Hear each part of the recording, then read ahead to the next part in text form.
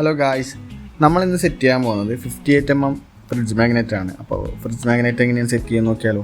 അത് നമുക്ക് നമ്മളെ ഡൈ ഒന്ന് എടുക്കാം. ഓക്കെ, നമുക്കിതൊന്ന് ഓപ്പൺ ചെയ്യാം. ഇതാണ് നമ്മൾ ഡൈ വന്നേക്കുന്നത്. നമുക്ക് ഒറ്റൊരു സെറ്റ് മാത്രം മതി, ബാക്കിയുള്ളതൊക്കെ ഒന്ന് നമുക്ക് ഡിലീറ്റ് ചെയ്ത് കളയാം. ഓക്കെ, നമുക്കൊന്ന് അൺഗ്രൂപ്പ് ചെയ്യാം. അതിനുശേഷം നമുക്ക് നമ്മളെ മെഷർമെൻറ്റൊക്കെ കറക്റ്റാന്ന് നോക്കാം. നമ്മളെ ഉള്ളിലത്തെ ഔട്ട്ലൈൻ വരുന്നത് 58mm ആയിരിക്കും. ഓക്കെ, നമ്മൾ ഡിസൈൻ നമുക്ക് നമ്മുടെ പേജിലോട്ട് ആഡ് ചെയ്യാം. നമ്മളിത് സെൻറ്റർ ചെയ്യാൻ പോവുകയാണ്, ഓരോന്നിലും സെൻറ്റർ ചെയ്യാൻ പോവുകയാണ്. അപ്പോൾ നമ്മുടെ ഡിസൈൻ സെലക്ട് ചെയ്ത് ഔട്ടർ ലൈൻ സെലക്ട് ചെയ്ത് CE പ്രസ് ചെയ്താൽ ഇതേപോലെ സെൻറ്റർ ആകും. അതിനു മുമ്പ് നമുക്ക് ഇതിൻ്റെ കോപ്പി എടുക്കാം. ഒരു 3 കോപ്പി എടുക്കാം. പ്ലസ് ബട്ടൺ പ്രസ് ചെയ്താൽ ഇതേപോലെ കോപ്പി കിട്ടും.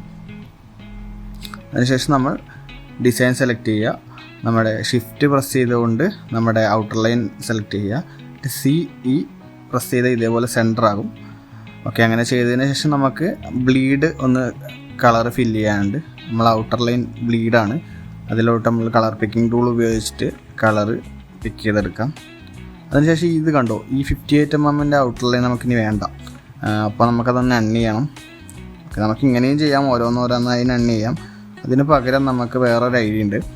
നമുക്കൊരു ഔട്ടർ ലൈൻ സെലക്ട് ചെയ്തതിന് ശേഷം ഫൈൻഡ് കൊടുത്ത് നമുക്കെല്ലാം ചെയ്യാൻ പറ്റും. ഓക്കെ, ഇത് കാണാം.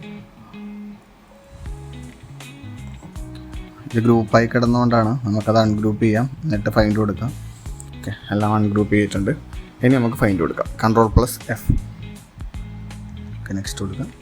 ഫൈൻഡ് ഓൾ കൊടുത്തതിന് ശേഷം ഓക്കെ, എല്ലാം ഫൈൻഡ് ആയിട്ടുണ്ട്. അതിന് ശേഷം നമുക്ക് റൺ ചെയ്യാം. സിമ്പിളാണ്. ഇനി നമുക്കിതിൻ്റെ അപ്സ് ഇടണം. അപ്പോൾ നമുക്ക് എങ്ങനെയാണ് അപ്സ് ഇടുക? നമുക്ക് മാക്രോ ഉപയോഗിച്ച് അപ്സ് ഇടാം. Ctrl+Q ആണ് മാക്രോ. ഓക്കെ,